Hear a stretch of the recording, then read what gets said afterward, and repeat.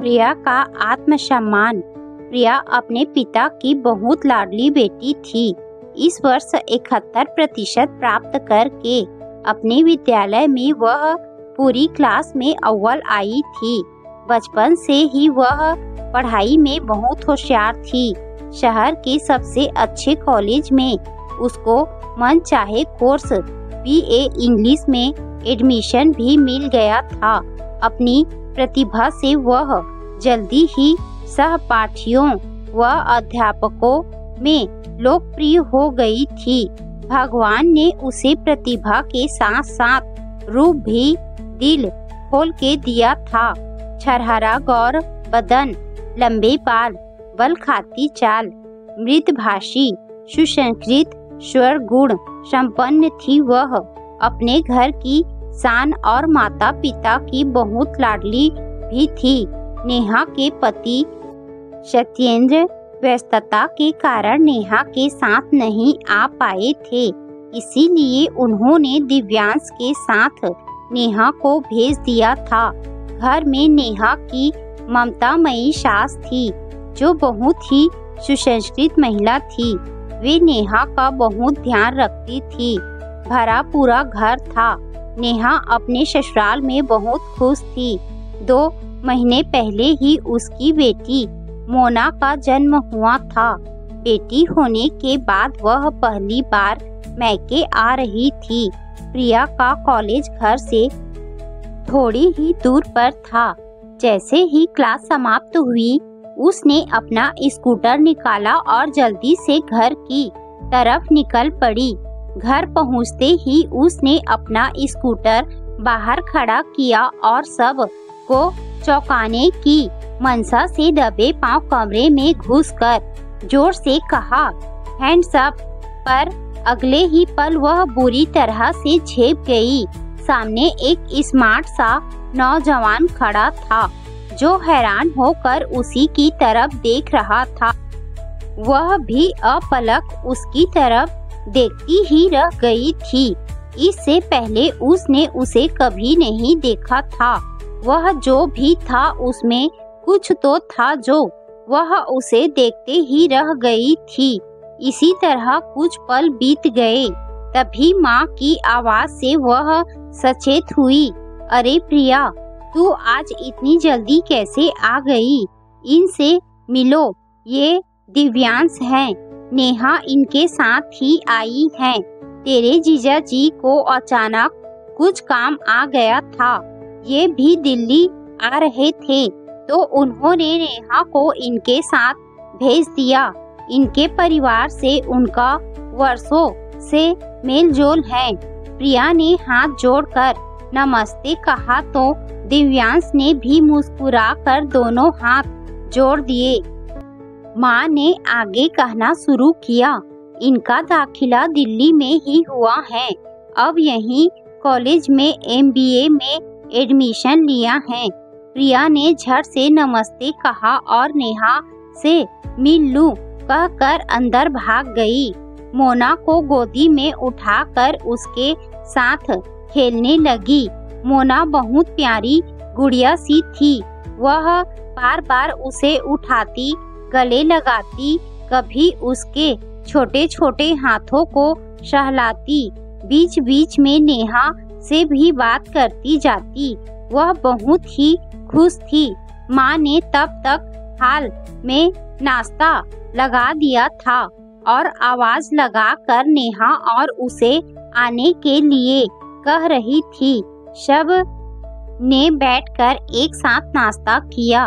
इस दौरान दिव्यांश बार बार उसी की तरफ देखे जा रहा था और नजर मिलते ही दूसरी तरफ देखने लगता। प्रिया भी उसकी ओर देखती तो हर बार उसे अपनी ओर ही देखता पाती। प्रिया को उसका यूं देखना अच्छा नहीं लग रहा था। वह भी बीच बीच में उसे देख लेती थी। चाय के बाद दिव्यांश सबसे विदा लेकर अपने भाई के घर चला गया। माँ ने उसे बड़े प्यार से आते रहने का निमंत्रण भी दे दिया, जो उसने अवश्य कहकर स्वीकार भी कर लिया। सारा दिन यूं ही बीत गया। नन्ही मोना के साथ कब समय बीत गया पता ही नहीं चला। अगले दिन सुबह तैयार होकर वह कॉलेज के लिए निकल पड़ी। कॉलेज में घुसते ही उसकी नजर दिव्यांश पर पड़ी, जो अपनी गाड़ी पार्क कर कॉलेज के दफ्तर की ओर जा रहा था। उसका दिल किसी अज्ञात कारण से जोरों से धड़कने लगा और हाथ कांपने से लगे। उसे नहीं पता था कि दिव्यांश ने उसके ही कॉलेज में एडमिशन लिया है। प्रिया ने भी जल्दी से अपना स्कूटर खड़ा किया और अपनी क्लास की तरफ तेजी से चल पड़ी। अभी वह 2 कदम ही चली होगी कि पीछे से आवाज आई, अरे प्रिया जी आप। मुड़कर देखा तो सामने दिव्यांश खड़ा मुस्कुरा रहा था। उसने हैरानी दिखाते हुए पूछा, आप भी इसी कॉलेज में पढ़ती हैं? जी, मैंने भी इसी साल ही BA इंग्लिश ऑनर्स में एडमिशन लिया है। कहा, और आप? दिव्यांश ने बताया कि उसने इसी वर्ष MBA में एडमिशन लिया है। मेरी क्लास है। कहकर प्रिया संकुचाते हुए चली गई, पर रह रह कर उसे कुछ गुदगुदी सी हो रही थी। वह बहुत खुश थी। अब तो क्या था, वे दोनों रोज ही मिल जाते थे। धीरे धीरे दोस्ती बढ़ने लगी। खाली पीरियड में दोनों कैंटीन में मिल जाते थे। इकट्ठे खाना खाते, घूमने निकल जाते। कब यह दोस्ती प्यार में बदल गई, दोनों को पता ही नहीं चला। समय तेजी से बढ़ता गया। इस बीच दिव्यांश प्रिया के घर भी आता जाता रहता था। रविवार को वह कभी कभी खाना भी उनके घर में ही खाता था। प्रिया की माँ को वह अब माँ ही बुलाने लगा था। समय बीतता गया। 2 वर्ष चुटकियों में बीत गए। फाइनल से पहले ही उसे एक बहुराष्ट्रीय कंपनी से अच्छा ऑफर भी मिल गया, पर उसे बेंगलोर में नियुक्ति मिली थी। दिव्यांश का MBA पूरा हो गया था। उसका जाने का समय आ गया था। प्रिया अब फाइनल वर्ष में थी, पर अभी प्रिया को भी दिव्यांश की नई नौकरी के बारे में पता नहीं था। एक दिन जब प्रिया और वह कैंटीन में लंच कर रहे थे, तो दिव्यांश ने धीरे से प्रिया से यह बात कही, उसके अनेक कंपनियों में आजकल साक्षात्कार हो रहे थे। यह प्रिया जानती थी, पर उसे बेंगलोर में नियुक्ति के बारे में पता न था। वह हतप्रभ सी रह गई और दिव्यांश की ओर भरी आंखों से देखने लगी। दिव्यांश ने उसकी ओर देखते हुए बड़े प्यार से उसका हाथ अपने हाथ में लेते हुए कहा, चिंता की कोई बात नहीं, मैं माँ से जल्द ही बात करूँगा। अगले सप्ताह मैं घर जा रहा हूँ।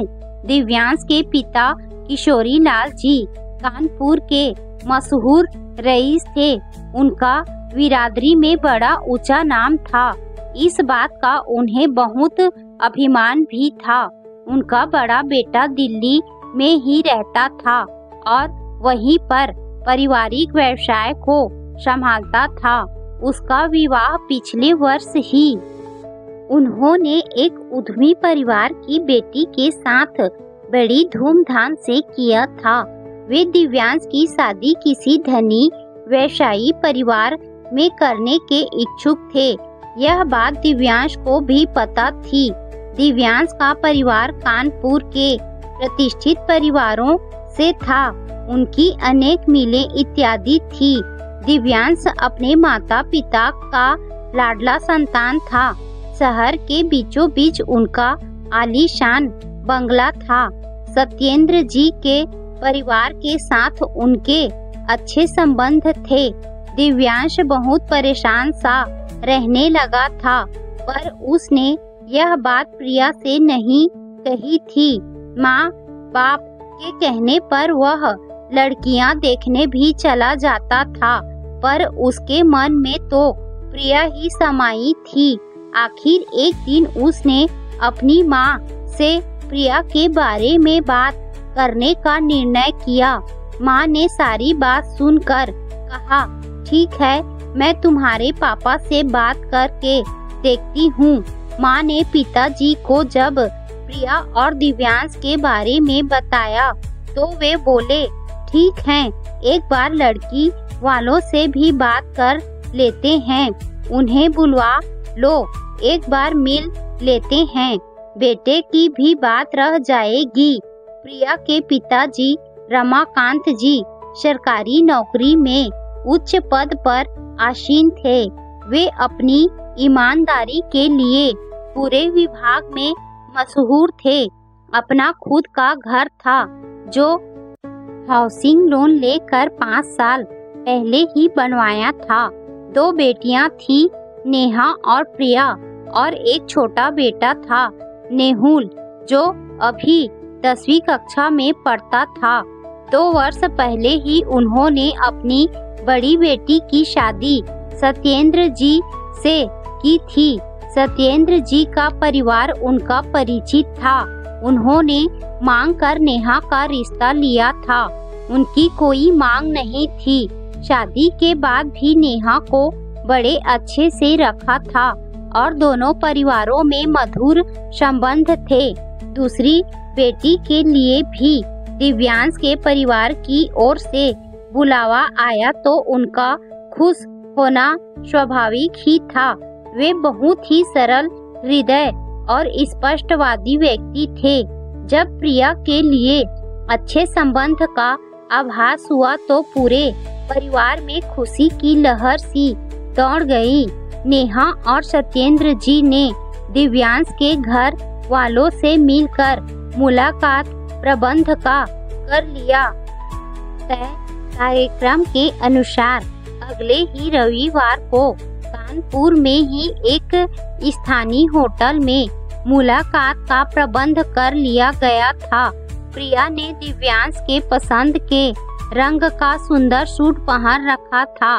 उसे देखते ही दिव्यांश का चेहरा खिल उठा। प्रिया ने हाथ जोड़कर दिव्यांश के माता पिता का बड़े आदर से अभिवादन किया। उसके पिताजी व माताजी भी दिव्यांश के माता पिता से बड़े स्नेह से मिले। प्रारंभ औपचारिकता के बाद सभी बैठकर बातचीत करने लगे। प्रिया बहुत खुश थी। उसका चेहरा खुशी से दमक रहा था। प्रिया वहाँ शर्मा भी रही थी और नजरें झुकाकर बैठी थी। दिव्यांश की माँ उससे जो भी पूछती वह धीरे से बड़े प्यार से जवाब दे रही थी। चाय नाश्ते के बाद दिव्यांश के पिताजी प्रिया के पिताजी के साथ लॉन की तरफ निकल गए। दिव्यांश की माँ प्रिया से बातें करने लगी। दिव्यांश मुस्कुराता हुआ उन्हें देख रहा था। थोड़ी देर बाद उसके पिताजी वापस लौट आए। उनका चेहरा तमतमाया सा था। आते ही बोले, चलो देर हो रही है, मुझे कुछ काम है। सब हैरान होकर एक दूसरे का मुंह देखने लगे, पर वे रुके नहीं और आगे बढ़ गए। अब तक प्रिया के पिताजी भी आकर पीछे खड़े हो गए थे। वे बहुत परेशान दिख रहे थे। दिव्यांश और उसकी माँ उठे और औपचारिक सी नमस्ते कहकर पिताजी के पीछे पीछे चल दिए।